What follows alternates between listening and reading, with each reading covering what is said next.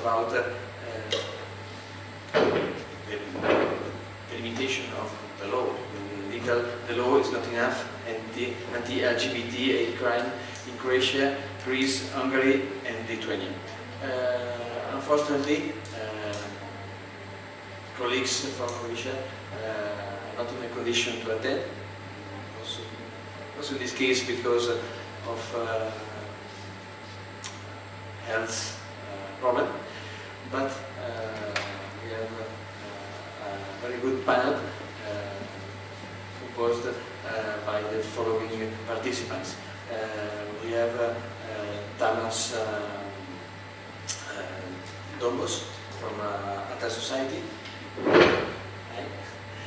and we have Stavrinaki from Greece, belonging to the Racist Violence Recording Network, and then we have two participants from Lithuania. In particular, we have Vladimir Simonko, which is executive director of LGL, and last but not least, Mr. Vilius Velička, who is deputy head of the Lithuanian Police School.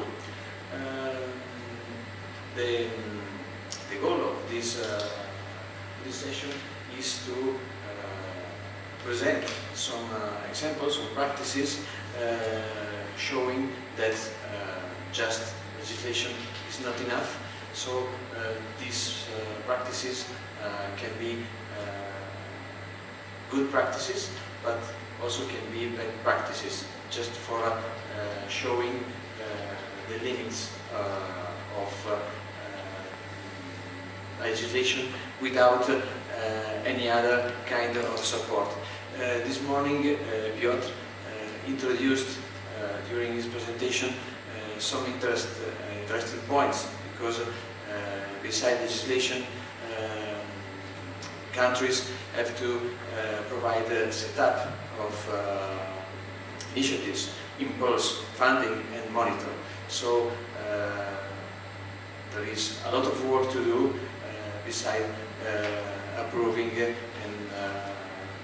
coming into force legislation. So I give floor to panelists, and we will start with Tamás.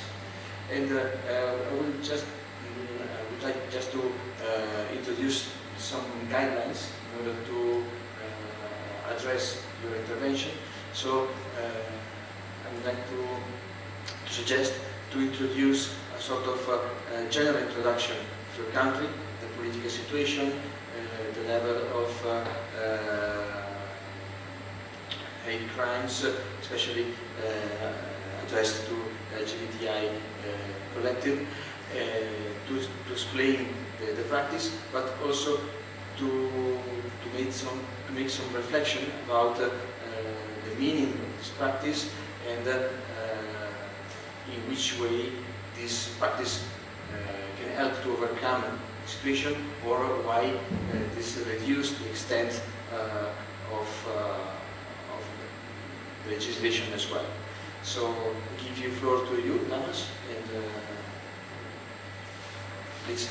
Well, thank you. I did not prepare a full presentation with PowerPoint and everything. I thought of a few lines to share with you. And then I hope that we can have some discussion about probably sharing similar experiences, and thus see maybe some things to learn from each other and then reflecting on that. So if we look at the case of Hungary, this is a country in Eastern and Central Europe, I think one of the more problematic ones on the European map, which is historically a country which is relatively progressive on LGBTQI issues, and you see that in our legislation as well, which is inclusive of sexual orientation and gender identity, both in its hate crime and its hate speech provisions. But then when it comes to implementation, we are far, far behind many of those countries where the police and other authorities actually take seriously hate crimes. To give you a little bit of historical overview, in Hungary we have had hate crime legislation from the 70s, but those only apply to ethnicity, religion, and race. And it was in the early 2000s, in 2007 and 2008, when there were severe attacks against the Pride March. People hospitalized after Molotov cocktail attacks and stones being thrown, etc. That the idea that maybe hate crime protection should be afforded to the LGBTQI community as well was put on the political agenda, and this happened in 2007 for the first time, in 2008 for the second time, and at the time it was a quite favorable political environment with the Socialist Liberal Coalition, and they were willing to amend the legislation. But as they were not politically courageous enough to include sexual orientation and gender identity. What they did was to open up. So we have an open-ended list of hate speech and hate crime since 2008 in Hungary. What we had in the first 4 years of that is that not a single case reached the courts. So there were several cases which were reported, several cases which were considered, as we call it, violence against a member of a community. This is the actual legal term that we use in our criminal code. But the investigations were so bad quality that they never called the perpetrator, or if they called the perpetrator, that the prosecution downgraded the offense. So up until 2012, we had not a single case which reached the court based on this expanded but not explicit provision. And then in 2012, we had a general rewriting of our criminal code. So all the sections were opened up for discussions again. And we managed to convince the government, which is at the time was already the current conservative Fidesz government, to actually include sexual orientation, gender identity, and disability as new grounds in the legislation. And after that was adopted, even before entering into force, we started to see that actually the police were paying more attention to this. So I think the first lesson from the Hungarian case is legislation matters, and the more explicit that legislation is, the more likely that it will go through to the victims, because they will understand to be protected, and to the authorities, the police, and the courts to actually really look into it and really understand it. Before that, even when you went and reported and say, oh well, you know, the other state that actually refers to me, it just doesn't work. That's not how it works. So the more explicit the legislation, I think it's a very important first step to do when you do that. But then comes the real issue is, okay, so we have the legislation, but then what happens next? The difficulty that we have in Hungary is usually with the fact that police is very unlikely to qualify a hate crime as a hate crime in the beginning. So to convince them to qualify it from the beginning as a hate crime is very difficult. They say, oh, we don't know enough, let's see how the investigation develops. And so they, in the very beginning, say, oh, well, it's a bodily injury or it's hooliganism, and maybe we will upgrade it. Now, that upgrade will never, ever happen again. Because it doesn't happen because the investigation just does not pay enough attention to looking at the bias indicators, etc. So what we have been trying to promote for some time now is to, in the beginning, even if there is a slight one factor or one indicator present, to consider it that it might be a hate crime, and then maybe, you know, later on in the investigation phase you can always downgrade the crime if we figure out that it is not a hate crime. But it's very, very difficult to convince them. We had many cases in which we had investigators saying, until we have the perpetrator identified, we will not consider it.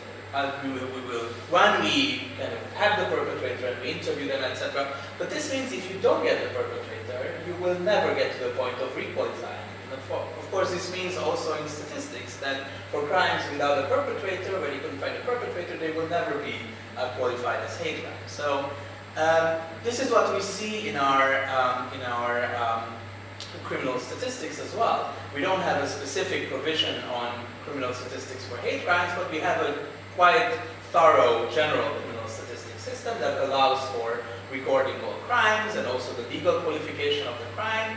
And in those cases where it is qualified as violence against a member of a community, it shows up in the statistical system, but we know that many of the cases that we took to the court, to the police, were never ended up in the system as violence against hate crimes, because they were like saying, oh, let's move it, wait a bit, wait more. The big difficulty, of course, is how to deal with it. And the one solution that the Hungarian police came up with, this lack of recognition, is to come up with not a specialized unit, but a specialized network within the police. They founded this network in 2012, so it had its 5-year anniversary last year. And it's basically a group of investigators, one investigator at every county police, who has the duty to look into all the cases and then to report to the national police headquarters about these cases, and also help their colleagues. In some cases, they are the ones who are actually doing investigations. In some cases, they are not the investigator, but then still have a supervisor role to play in the investigations. So what we see now, and this is results from victims as well as results from NGOs involved in the procedures, that if a case now reaches the special network set up, then the investigation has a good quality. If it somehow gets stuck in the local police and never reaches the special network, then it's still, the hate completely disappears. So on the one hand, setting up this special network, I think, was a very good idea, but it's still, we still don't see any solution for how will their cases reach this special network. So this is the kind of about the recording aspect of the report and the findings from this research. When it comes to victim support service, we have a different issue. The issue there is that while Hungary has a relatively comprehensive victim support system, meaning that we have a special law on the protection of victims of crimes, we have a special service, public service, which is called the Victim Support Service, parallel to the legal aid service, which is accessible. And this is a quite generous framework, meaning that it also allows not just for what's required in the Victim Rights Directive, such as emotional support, etc., but also financial aid. So if you're a victim of crime and you have been financially harmed by the crime, you can apply for a financial aid, and that's very good for many people who get stolen their only source of income for the month, etc. So this is good on one side. On the other side, 95% of the work of the Victim Support Service is now managing this financial aid, meaning that for victims who don't have a financial need, the service that they offer is basically non-existent. Only very few of these victim support services have access to psychologists, so they just maybe refer to you to the general psychological help system, which is very, very bad quality and not accessible. You might be put on a waiting list for months to access the public psychologist system. They themselves are not very much trained in talking to victims and helping them emotionally, so they're basically bureaucrats sitting in an office who look at the claims for financial aid and then sign them or reject them. And since this puts quite a lot of burden on them, they don't even see their role to do anything more than this. So this is the two parts. You get the progressive legislation offering you financial aid, but then resulting in other types of victim needs to be completely disregarded. When it comes to not the public system, but the NGO victim support system, we have one quite large general victim support service, which is available in all the counties. They have 19 offices, they get public funding, they are on very good terms with the police and with other authorities, but don't do any work on hate crimes or on any special needs groups either. So they kind of do a very general victim support work. And when you ask them, okay, so what are you most proud of? Then they would say statements, for example, oh, we have all these tourists who then get their money stolen, and then we help them navigate the system, which is okay. It's one service you provide, but tourists are not always the most vulnerable victims you have in a country. So their awareness of victims with special needs, whether hate crime victims or victims with disability or any other vulnerable groups, they are not doing very well. Then you have the organizations that do work on hate crimes, but then their activities are more focused on the legal aspect of the work, legal representation, legal counseling, and they don't really provide any emotional support, etc. So that the service is then quite one-sided. The only exception being our organization.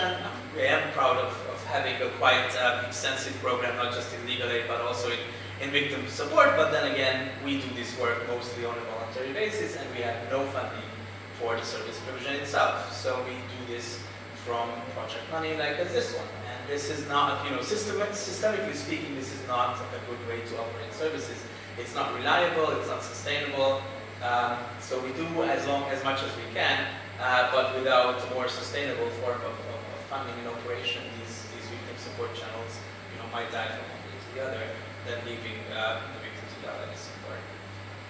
Those were the opening remarks that I had. Okay. Thank you very much, Tamás. Now I would like to give floor to Stavrinaki, and then we will finish with the Lithuanian colleagues. Thank you. Thank you, and also the organizers here for having me. And for giving me the opportunity to present the situation of LGBTQI hate crimes in Greece through the lens and the data of the racist violence reporting network. So I will be more but I will not have this exactly the same approach as Tamás had. So the network was established, that will give its parallel history of Greece, of hate crime in Greece, in 2011 to address the complete lack of access of victims of hate crimes back then to justice, since most of the victims were undocumented migrants and asylum seekers that would be arrested, detained and deported if they had access to the network, to the authorities, and of course the complete access of official data on hate crime in Greece. So the network comprises today 45 civil society organizations offering medical, social, legal services to victims of hate crimes not only, and human rights victims of human rights violations, and also organizations established by the groups targeted by racist violence and homophobic and transphobic violence. We have 4 organizations, LGBTQI organizations. Color Youth is one of them, and I forgot also to mention that Praxis, the underwriter of this project, is also a member of the network. So, although concrete attacks against LGBTQI persons reached rarely the press or the human rights organizations before the establishment of the network, and remained mostly within the community, the fact that we included these hate crimes also in the mandate of the network, although it is racist violence from the network, I think attracted the LGBTQI organizations, gave visibility also to the whole framework of the victims, and so little by little we had it became possible also to record and report these crimes. The network records any criminal act, behavior or violent act against people, as I said, targeted because of their national and ethnic origin, color, religion, sexual orientation, gender identity, sex characteristics, and disabilities, and against their human rights defenders, because we know that they're more and more targeted, perpetrated by individuals, groups, police officers, so we also record this kind when there is this racist or homophobic or transphobic background of the attack, civil servants and any other perpetrator. And so, take into account that in our mandate we include all the above characteristics, I think we have the opportunity to reveal this intersectionality as well of and support victims targeted due to multiple reasons. So we had, for example, cases of LGBT persons, or also disabled, or refugees, and LGBT, etc. So it's quite interesting to see how the trends in these cases. So we have been applying a strict methodology, uniform strict methodology among us. So we record incidents only exclusively on the basis of interviews with the victims. So the victims' willingness to come forward is the key element in terms of numbers of our incidents. And the first incident against the gay couple, remember, was recorded by Color Youth on behalf for the network in 2012. So, at the same period, the legal provision on hate crime did not include, for example, crimes perpetrated on the ground of the victim's gender identity. In 2013, so the network recorded 16 incidents since our mandate included gender identity, recorded 16 incidents against trans persons, and advocated successfully for filling this gap. And so in 2013 the legislation changed and took into account also the gender identity as a protected characteristic. The last legislative step since the last amendment of 2015, it was the criminal provision of the criminal code, includes also crimes due to sex characteristics. It was mentioned before by someone. So following this very general introductory information, just to remind you that, of course, in Greece it became, that's why we established this network, Golden Dombos, an extremist group which entered the parliament also, was quite occupying the public sphere in 2011, and we had a big rise, a huge rise in xenophobic attacks. Before it was more targeted and less visible. And since then we have quite the steps that I will come back to those. So first I will try to give you some data on reporting anti-LGBT hate crimes in Greece, and then I will also strictly identify the reasons and the barriers as reflected in our recordings. So we collect and segregate data on an annual basis. We have published 7 annual reports and widely disseminated. So why I'm saying that? Because I mean it is widely disseminated, so victims may have access to them, may have access to this information. So the following data, the data that I will present, demonstrate that in many cases hate crimes against LGBTQI persons are recorded by the network, but the victims do not wish to report them to the police authorities. So if I may, sorry, for those to put the slide on, just help with the numbers, it will be not very, just do, I have, so this, just, yes, one of these, yes, the second one.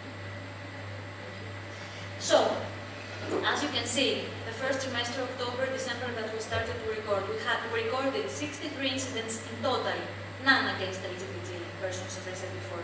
In 2012, 154, one against LGBT, that was reported to the police. 2013, 166 incidents in total, just to specify that we record incidents, not victims, so we have more victims in these incidents. 22 against LGBT persons, only 8 reported to the police. 2014, 81 incidents, 32 against LGBT, 10 only reported to the police. 2015, 273 incidents, out of this only 185 against LGBT persons, only 16 reported to the police. 2016, 95 incidents, 57 against LGBT persons, 6 reported. 2017, 102 incidents, 47 against LGBT persons, 6 only reported. So in total, out of 344 anti-LGBT hate crimes, only 49 incidents had been reported to the police at the moment of the recording. Okay, we don't know, we don't always know what happened later.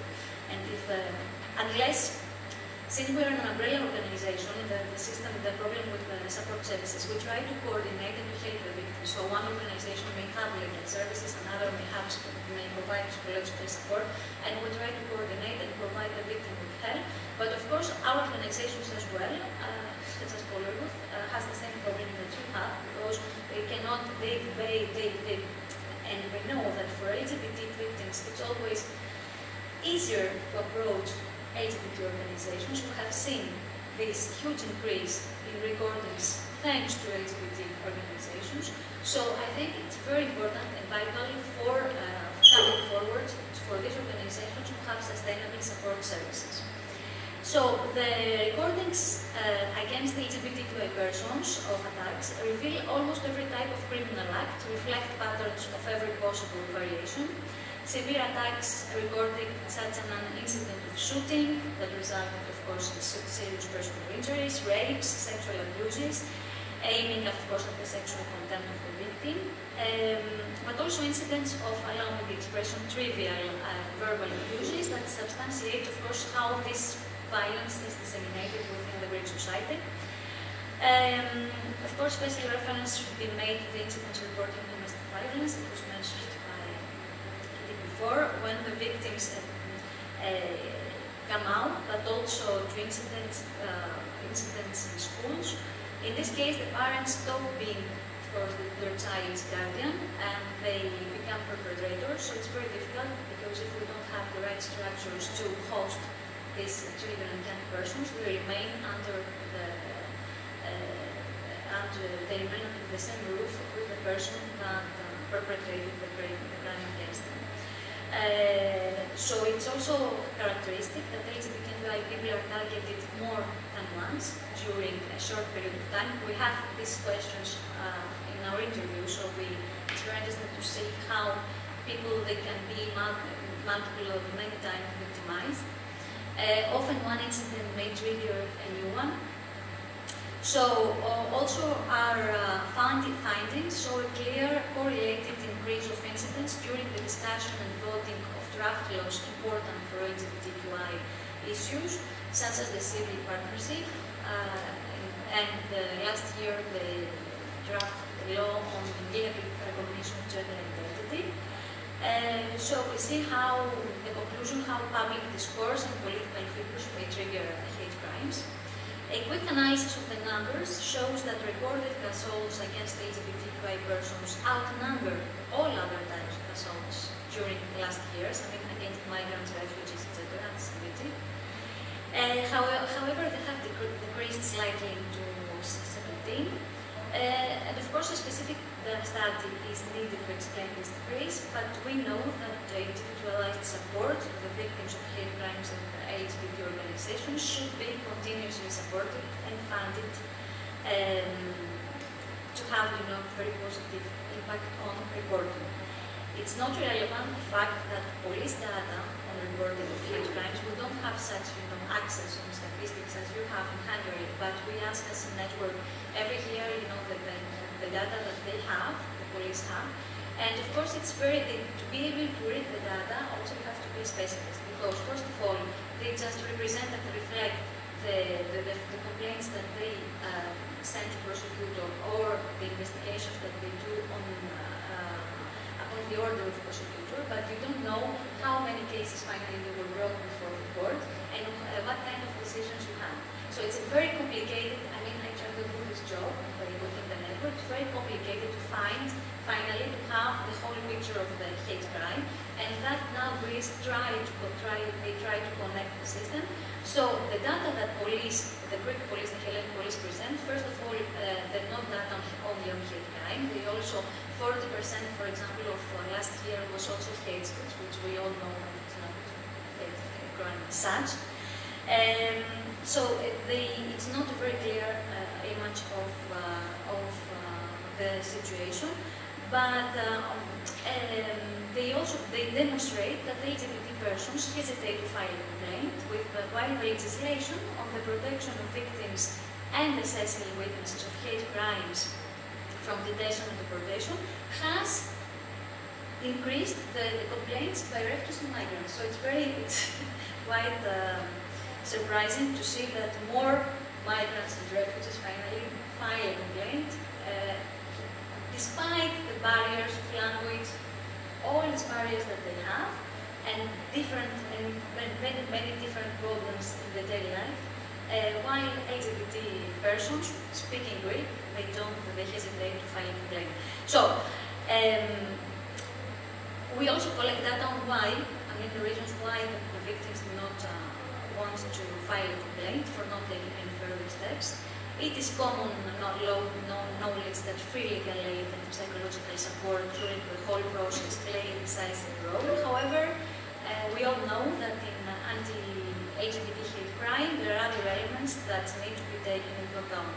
So according to our data, the main obstacles faced by LGBTQI persons is the fear fear, of course, of coming out and being further stigmatized towards their families, but not only.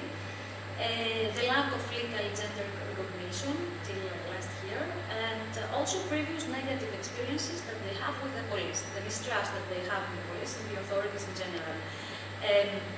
So clearly, support services for the victims and their families, for example, would increase this reporting and help them also cope with the impact of both the violence and the necessity, of finally, coming out. I mean, if you go to the authorities, it is in itself, even if your family does not know, it is in itself a sort of, coming out for which maybe you're not ready yet. So, in some cases, the victims consider that the crime was not serious enough, and they prefer to leave it behind and not be involved in criminal proceedings. And it is true that in some cases, other types of redress should be available, and should maybe it will be more adequate for the victim. It's up to the victim sometimes, to know better. However, in practice, we know that there is no alternative for these cases, and this is why quite often victims that contact the network declare that sharing with us their experience is for them, provides relief, support, and so we see that different and diverse solutions there have to be available for LGBT hate crime. So, last point, lack of trust in the authorities. During these last years, positive steps have been taken by the Greek authorities. We have police units combating racist violence, although they're understaffed and their expertise is quite uncertain. We have special prosecutors against on hate crimes in big cities. We have efforts by the Ministry of Justice with the support of Háttér to systematize the data on hate crimes, coordinate the support services, etc. We have some trainings of law enforcement officials and judicial authorities, but they have been facilitated compared to the period before. Despite this responsiveness, the improvement of this responsiveness, there are still behaviors we know and practices that prevent the victims from reporting. Let me give you an example. The victim and his partner, 19 and 17 years old respectively, were assaulted by a group of 6 people in a public square. An eyewitness called an ambulance, notified the police. According to the victims, they were asked by the police officers what had happened. Before they even had the chance to state that they wanted to file a complaint, one officer turned to the other and said, "Come on, I don't see any serious harm here." And they, of course, took off. The victims were taken to the hospital, they received first aid, they were very satisfied with the medical approach. However, once again, we see a poor response on the part of the authorities, since, we had an attack by a group on a public square, just like that, and despite this fact, they just didn't just try to encourage the victims to report the incident. So, another incident, we have a victim claimed that he called twice the police during the incident. The first time he described the facts, asked the police to come as soon as possible. The law enforcement officials allegedly replied sarcastically, "Yes, we'll fly," to the victim that was under the attack. 10 to 15 minutes later, the victim called again to report that it was a homophobic, so it was the first time that he mentioned that it was a homophobic incident. The law enforcement official took the call, replied respectively, "Well, we've had enough, okay, we won't bother." A team of police officers arrived later. They stayed on their motorcycles and did not proceed to any action, so the victim does not know when and under which circumstances. The perpetrator, of course, they left. Last point, a recent trend that becomes more and more present in Greece as elsewhere is targeting human rights defenders, so individuals or organizations, LGBT themselves or not. We all know that these attacks also need to be specifically addressed in law, so having something like a provision in law. As defenders play a key role in supporting the LGBT community to come forward. One of these defenders is Color Youth, that contributed significantly through their campaign and project Tell Us. They have been present on multiple occasions through internet and also during Pride. So we as a network have seen that working together has empowered all targeted groups and also cultivated, a better understanding of hate crime between different groups. So I think the next step is also having this kind of coalitions at European and international level, not only on a fragmented way on a ad-hoc basis, but I think on a more continuous basis, and I think this project is also a very good example. Thank you, Dina. Now, for practice, organized by the school police, the police school, sorry, and I give for Mr. Velička in the presentation. Please. Thank you. I am Vilius Velička. I work for Lithuanian Police School. I am beautiful.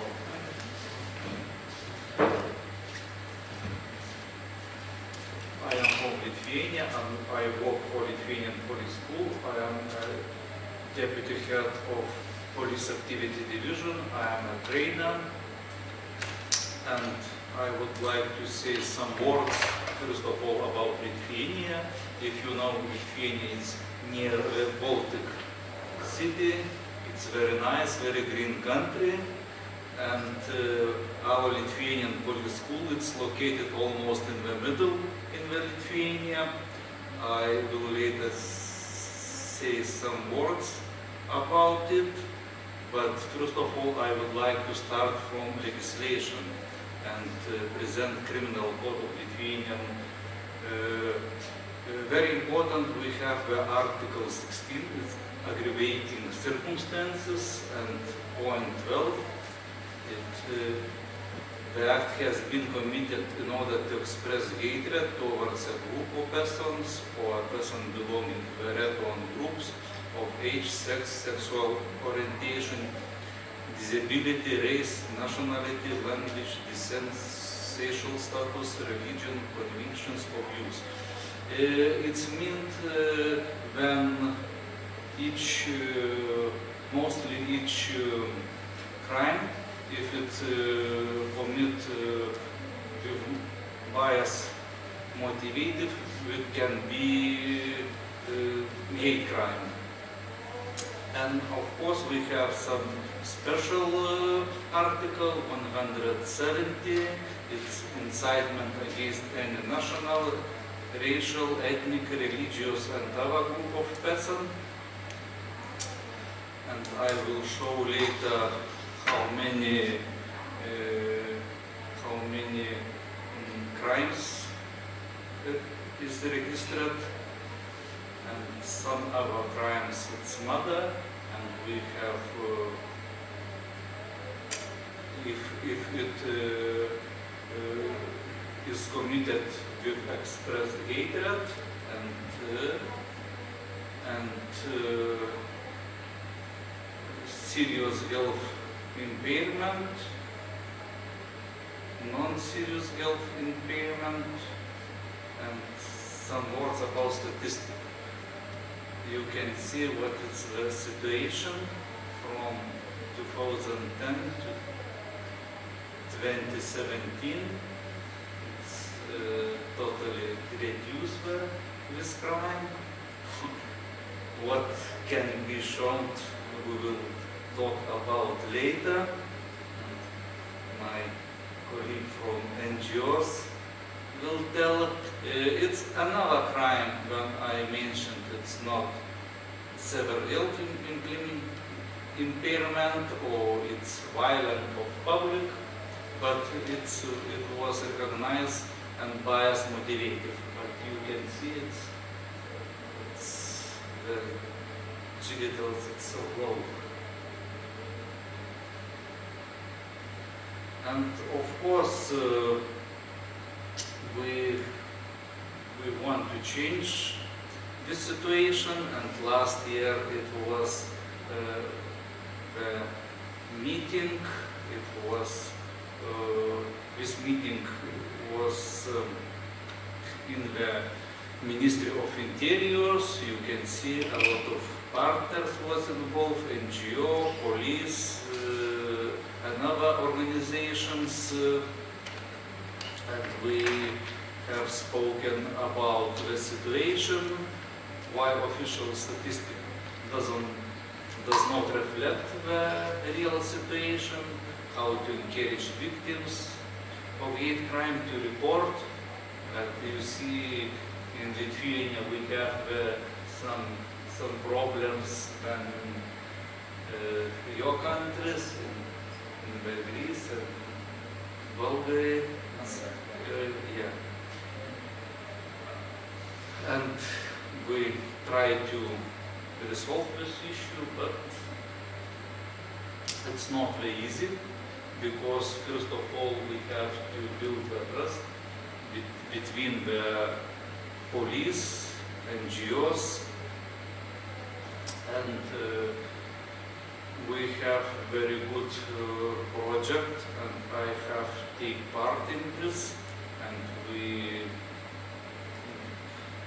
create some manual, and we have several trainings, and very important when police officers have knowledge about how to deal with hate crimes, how to do initial contacts, how to determining victim special needs, taking victim statement, and follow through the investigation, update victims of programs of their case, and if we have good cooperation between police and victims, and it's a good way to do the trust. We have 1-day training sessions for police academy cadets, 2 for police officers patrolling, and 2 for pre-trail investigations. And we train more than 150 individuals. It was the team from different organizations, one from police, another from NGOs, Lithuanian League Gay, and another from Human Rights Monitoring Institute. And this team can train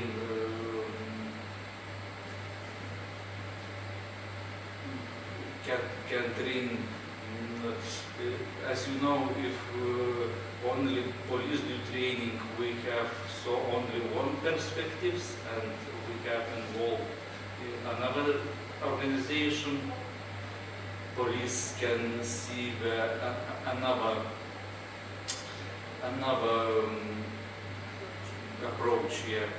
You can see some photos about this training, and I would like to say some opinions about this training. Some police officers, cadets, you can read. To my opinion, the presence of LGBT people and sharing real life experience were very useful. Another, I was important to learn how to identify such incidents and crimes in a timely manner. The representative from LGL, it's mean Lithuanian Gay League, have changed a little bit, in my opinion, against the same-sex people relationships. It helped to resolve some of the stereotypes, understand the reasons for bias to occur. I think we need more trainings for police officers, and we have to, after this training, we have the possibility to deal better with hate crimes, better communicate with victims, better recognize with him special needs. And I will for you.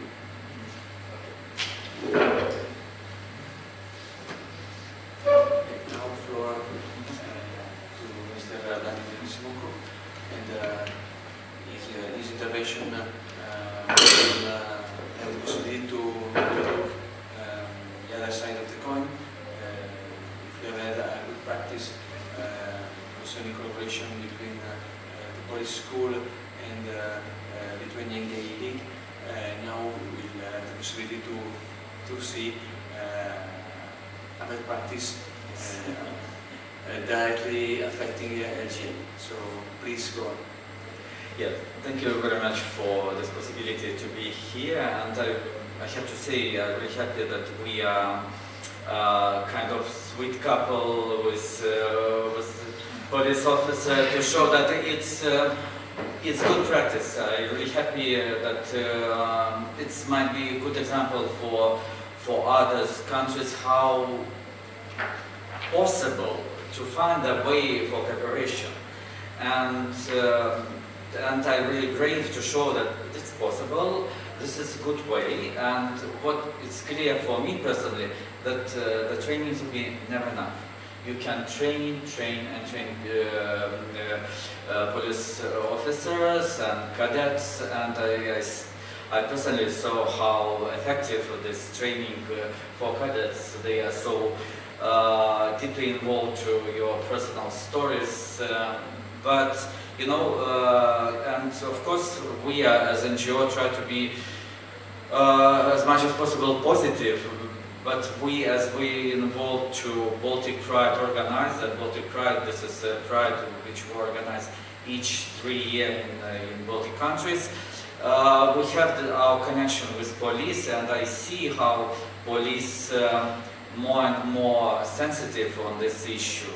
But you never know when it might happen once again, and maybe I will tell just a little more story what happened in Lithuania with our organization 3 weeks before. We had arson attack at our office, and you know, it was for me personally it was like a litmus test how police might be ready or not so ready for such kind of situation, because later we will show the video, because maybe now we will it's only 1 minute video, you will see how it is, and we will just a little more discuss where we are with this case.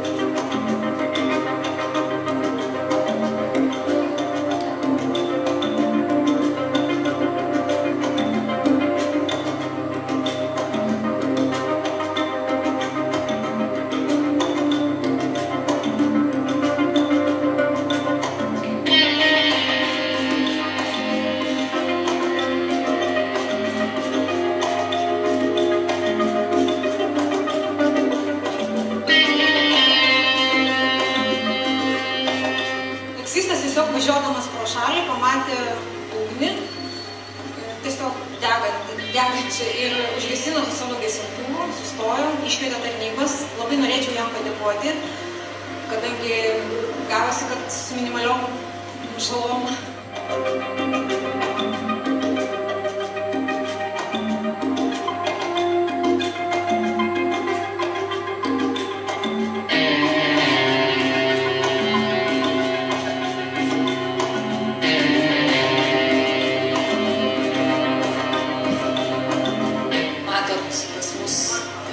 Vaivorykščių pakankamai daug ant langų, nesislepiam, kad esame asociacija LGL, vaivorykštės perėjo greta, tai manom, kad kažkam tai užkliuvo.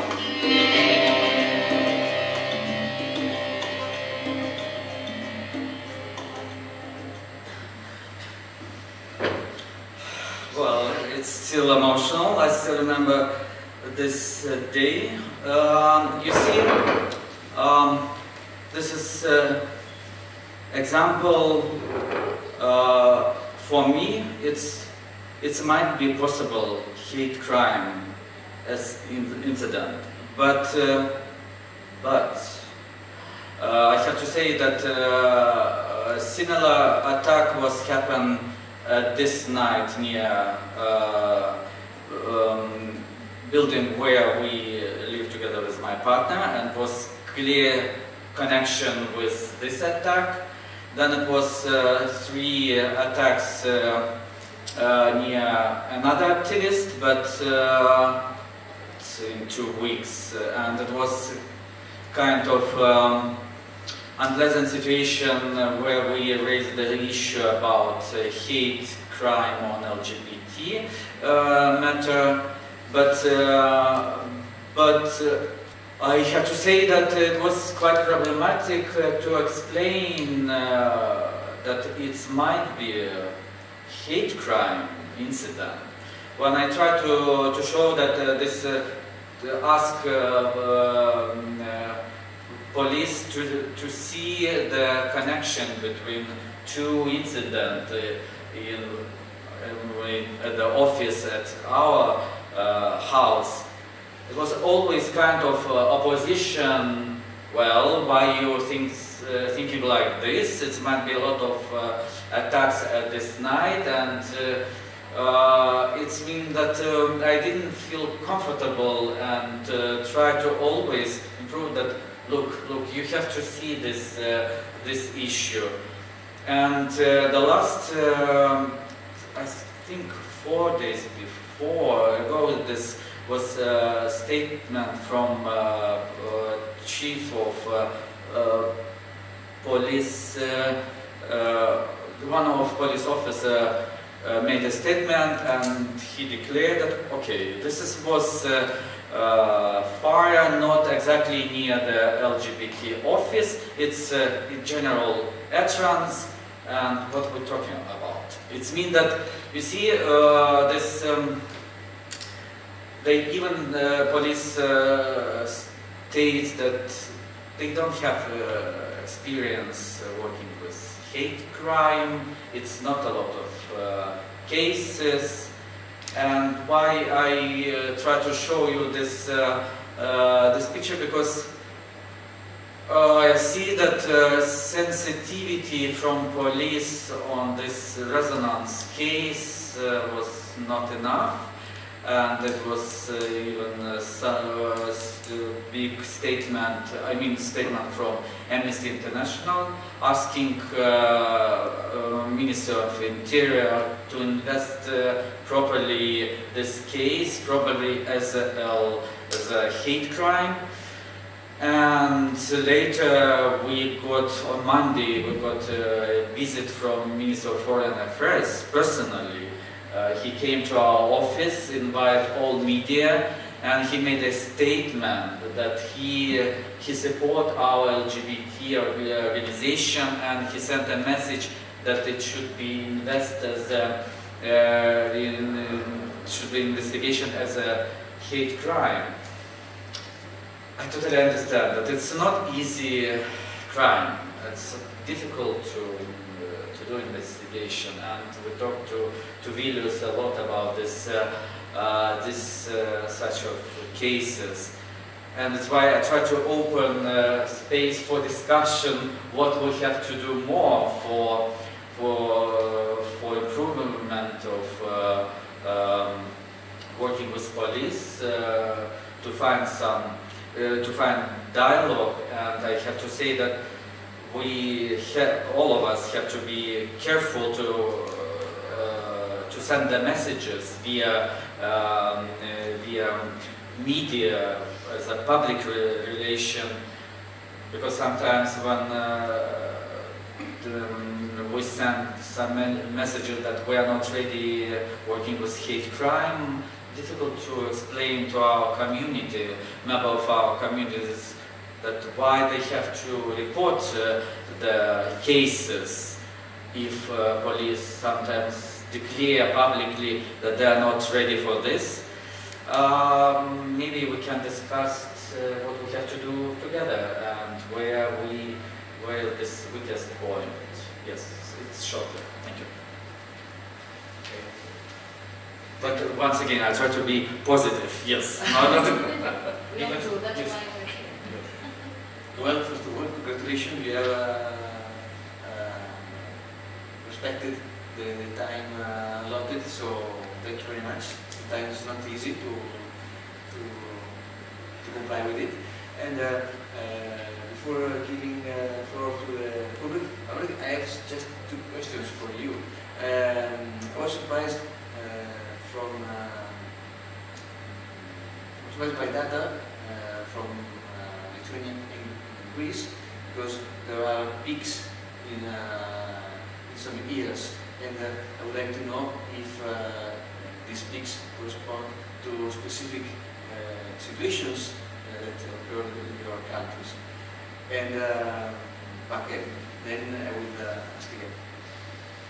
Yes, what we always say when we publish our data is that, of course, you know, all our findings are based on our data. So it's not, you know, an absolute complete study. Okay, we know that on one hand, it has to do with our capacity.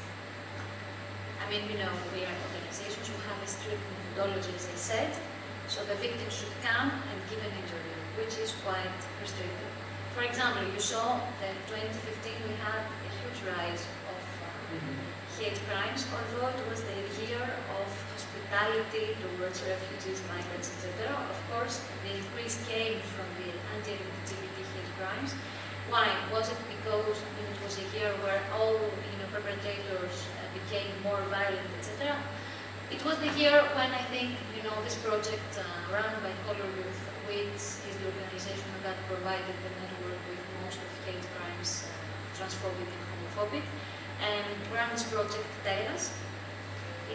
They had the money also to run a campaign, and it was quite new. This is my explanation. I think Tamás shares the same opinion. It was quite new and it was a breakthrough from the Greek society, and they had the money to run a campaign with videos, YouTube. So I think young people had also this need to come forward. Then you have, less money, less, and then you have also, it's a period of, even the LGBT community themselves, maybe, they don't need to share, they share any kind of attack. Although, for example, migrants and refugees, they don't come forward to, for example, record an incident of verbal abuse. They don't. They think it's part of their routine, and they don't want to lose more time with this. During this period, the LGBT community, took this, dynamic approach of Color Youth. Color Youth was everywhere, and they had this dynamic approach. So I think this made the difference. Then, as everything, becomes more mainstream, so even themselves, the victims, they didn't want to they didn't care to share routine attacks. I don't know if Thanasis was here, who is also a recorder, he himself records, has something to add? I think I should add the importance of victim support services, because until recently we had the opportunity to provide the victims with charge-free professional legal support and psychological support. And I think that this option, the option of free support services, may help people to talk about their experience and to share it and to record it. By LGBT groups, because other members of the group, of the network, have, with their very classic NGOs. So you can see that there is a direct link between reporting and support services by LGBT organizations themselves. So that's only the point.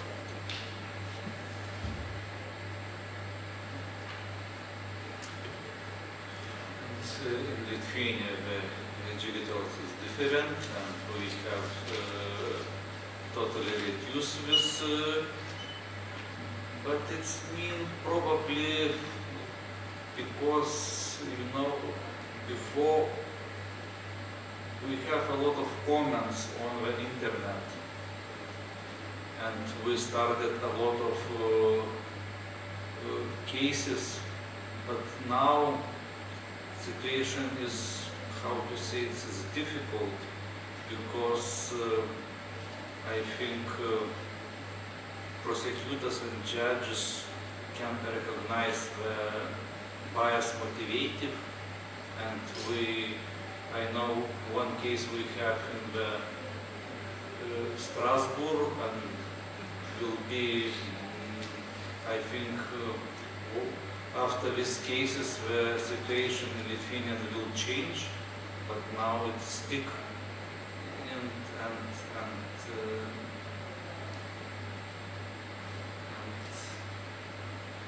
what else?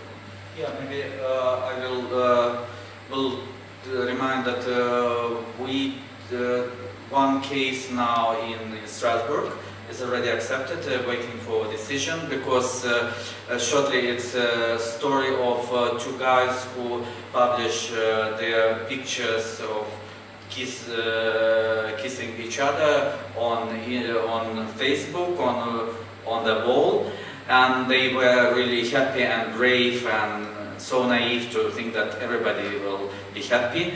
But reality just a little different, and they got more than 1,000 hate comments on the wall. They were really shocked, and we help them with collecting this comment, put it as a complaint to the court. We went through the all courts, and I remember it's still shocking. The statement of the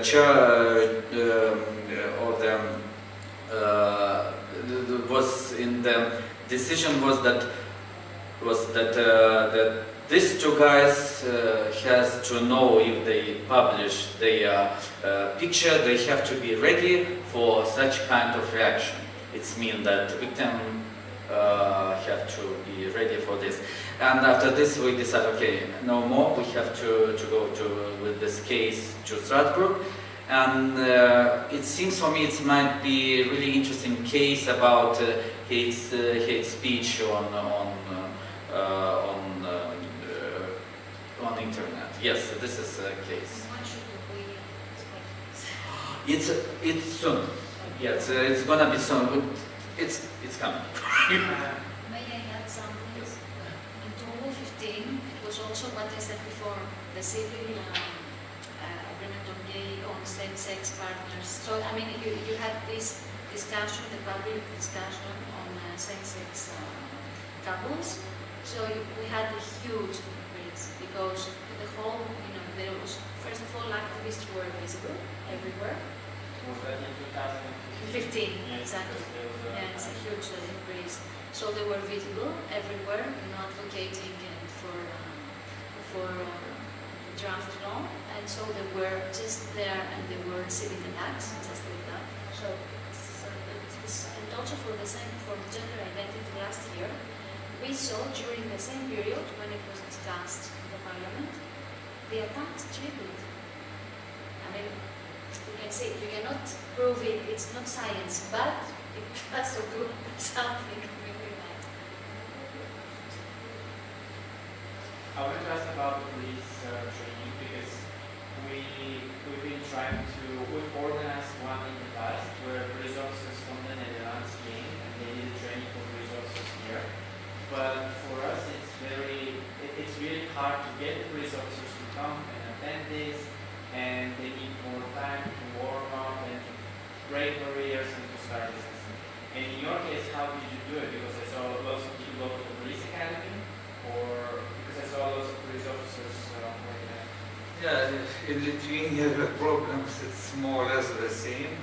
It's not very easy to involve policemen to this kind of training.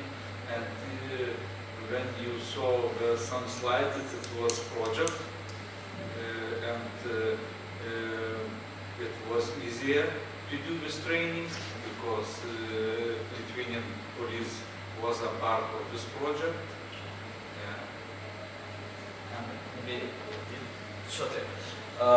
Yes, of course, this is it's like pilot project. I know that we try, because Lithuania had this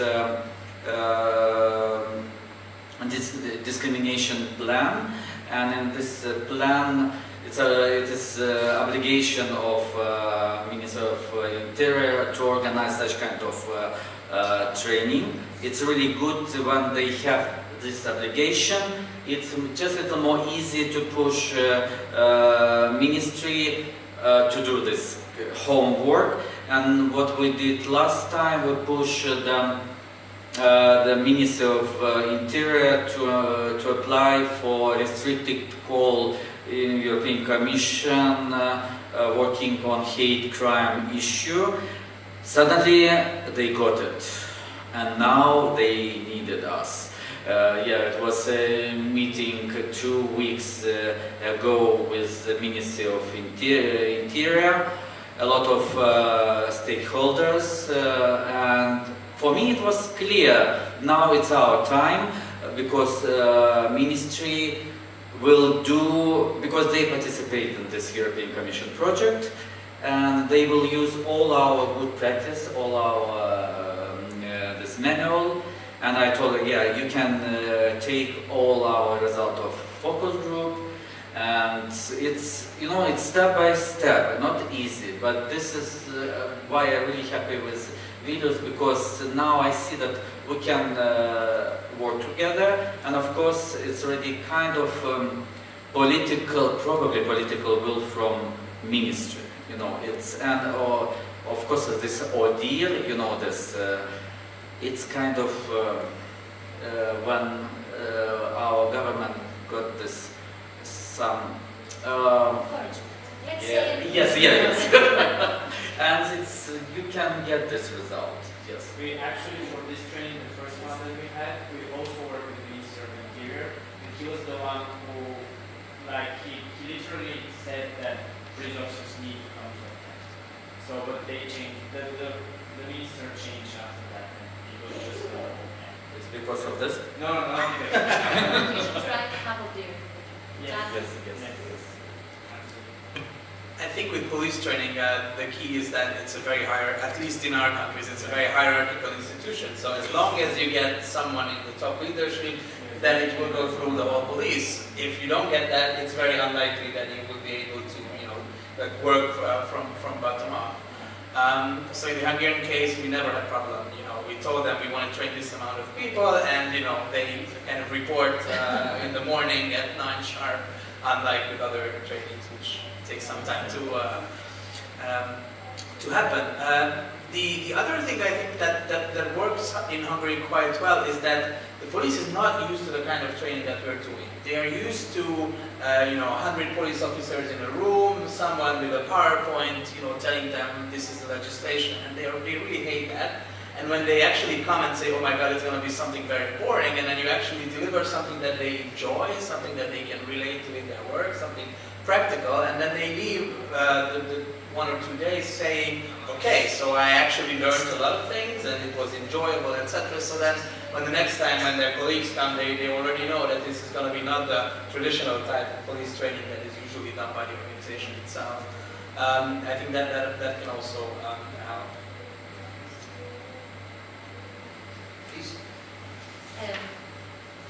You know, police trainings, I mean, it's a chapter itself. If, of course, it's a question of leadership, you know, that if they want to have any training, then they can. In Greece, it was impossible for many, many years. Then it became more possible. But then, you know, after all, I think that also chiefs of police departments, it would be very useful that, I mean, you train police officers, but they are, you know, probably, and you say, we always say that, of course, frontline police officers should be trained because maybe they're the first ones to be on the spot. But then it's not them that they write the report. So it's very complicated. And in Greece, for example, we have a very good circular, internal circular, drafted by the headquarters. It has everything, so it covers a lot of cases, and they know what to do.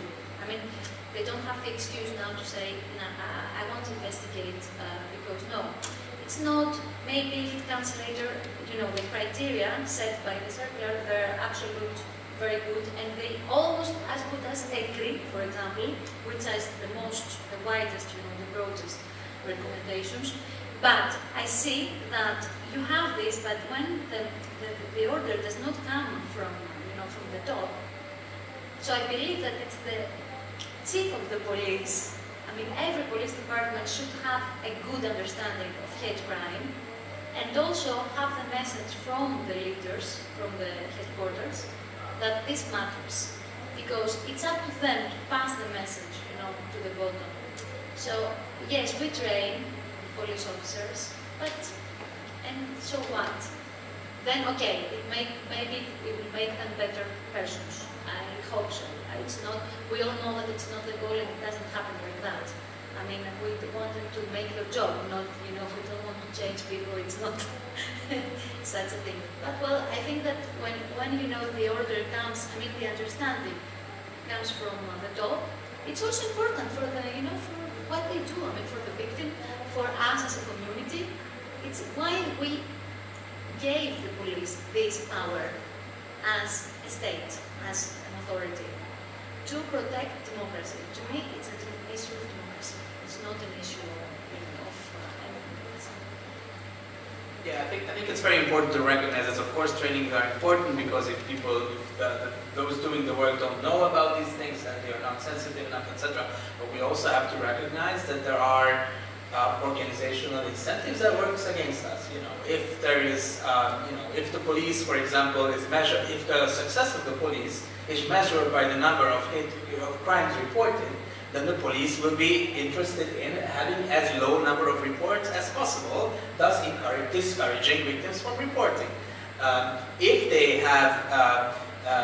have certain incentives to focus on crimes which are easy to solve, then they will not invest a lot of work hours into complicated cases, because that's not what they are measured on, and everyone will be afraid within the police to have a hate crime case investigation, because they know it's going to take ages, and thus his rating will be down. There are organizational incentives which need to change besides the training, because you know, the people might know exactly what they need to do, they might be sensitive enough, but if they are discouraged by these, you know, statistical measures of success, etc., then the results will not be there.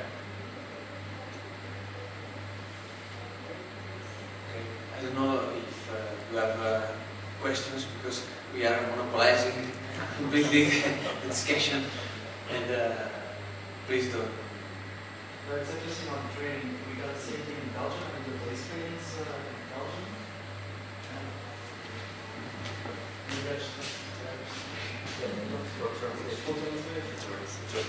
So the trainings for the police in Belgium, in Antwerp.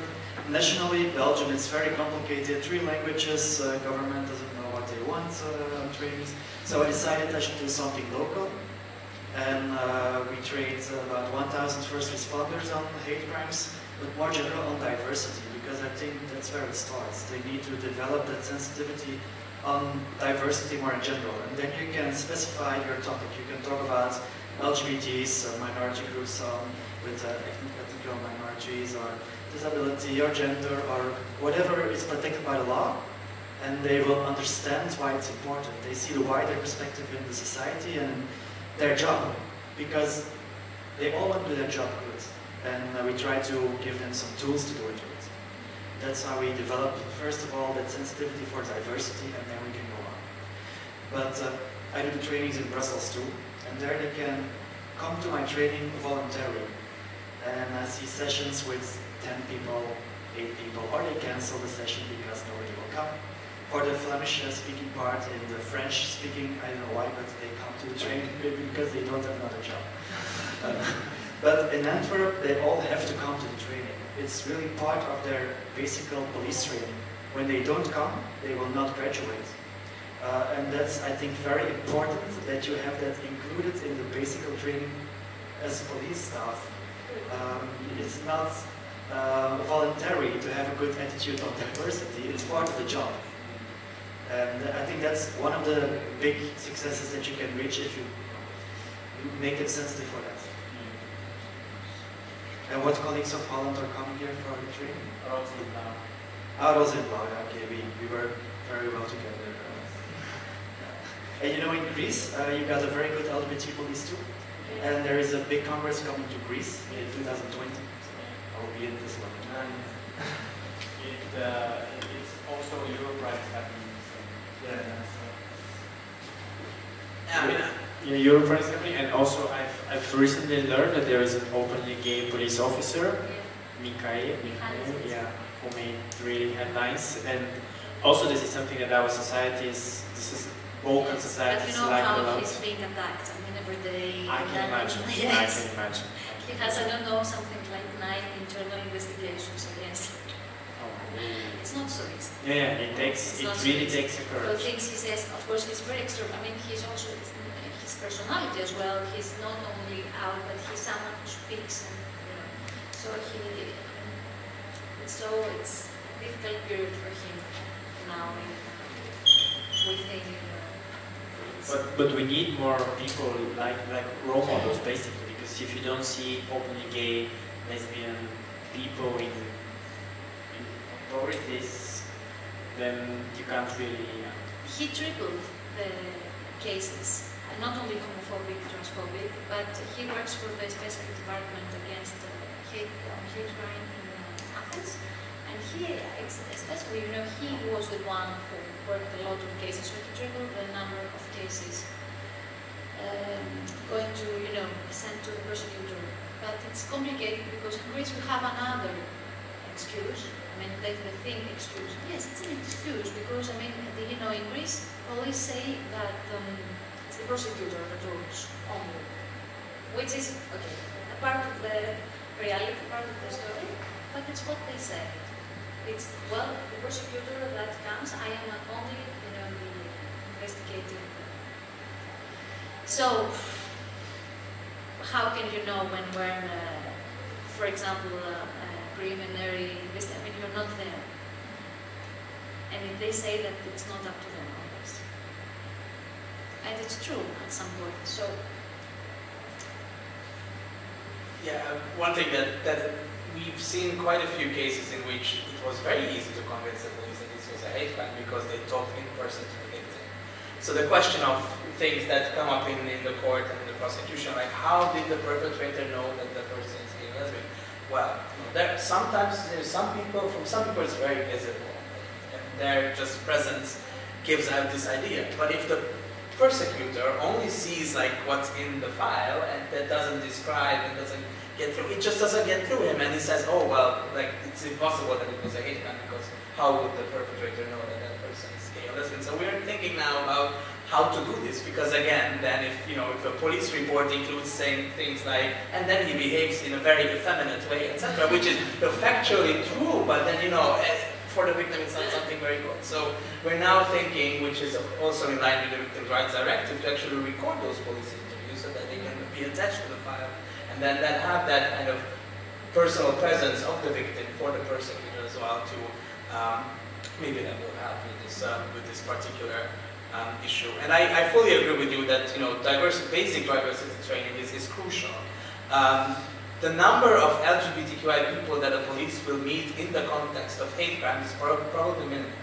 The number of cases that they will meet other things, domestic violence cases, sexual violence cases, etc., the number of cases will be significantly higher. And if we only focus on hate crimes, then you kind of get this image of, oh well, it's really the number of cases is not that high, so that we do this. But if you focus on, okay, yes, we're working on hate crimes, but then we also provide you with information about how to deal with LGBTQI people in general, then they're starting to recognize that actually it is helpful for them because they understand why they behave like that, what kind of communication difficulties that they might have and how to overcome those.